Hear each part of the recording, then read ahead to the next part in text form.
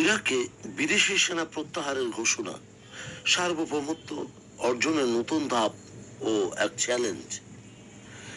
ইরাকের প্রধানমন্ত্রী আলিফ আলেহ আল জায়েদি 1 অক্টোবর 2026 সাল থেকে দেশে কোনো বিদেশি সামরিক উপস্থিতি না থাকার এবং অস্ত্রের উপর রাষ্ট্রীয় একক কর্তৃত্ব প্রতিষ্ঠার ঘোষণা দিয়েছে।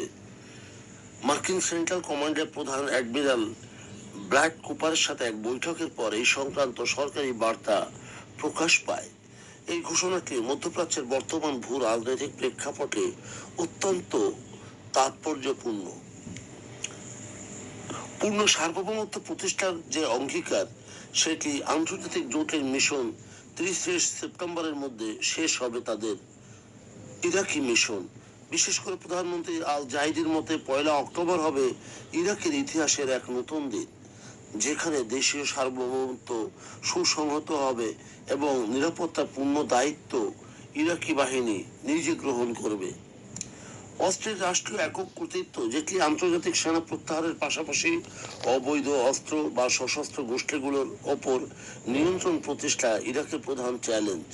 রাষ্ট্র প্রতিষ্ঠানের অধীনে অস্ত্র সীমিত করার মাধ্যমে দেশের আভ্যন্তরীণ স্থিতিশীলতা ও সার্বভৌমত্ব রক্ষা করার লক্ষ্যবস্তু ব্যক্ত করা হয়েছে। মার্কিন ইরাক দ্বিপাক্ষিক সম্পর্কের নতুন মোড়, অর্থাৎ সামরিক মিশন সমাপ্তির মাধ্যমে যুক্তরাষ্ট্রের সাথে দ্বিপাক্ষিক সম্পর্কের ধরন সরাসরি সামরিক উপস্থিতির পরিবর্তে অর্থনৈতিক উন্নয়ন ও কৌশলগত সহযোগিতার দিকে মোড় নিতে যাচ্ছে। বহু বছরের বিদেশি উপস্থিতি ও আভ্যন্তরীণ সংঘাতের পর এই সময়সীমা বজায় রাখায় ইরাক সরকারের জন্য বড় এক রাজনৈতিক পরীক্ষা। অক্টোবর থেকে পূর্ণ নিরাপত্তা ও সশস্ত্র শক্তি নিয়ন্ত্রণ রাষ্ট্রীয় কাঠামোর আওতায় আনা গেলে তা আঞ্চলিক স্থিতিশীলতা এক নতুন বার্তা বয়ে আনবে।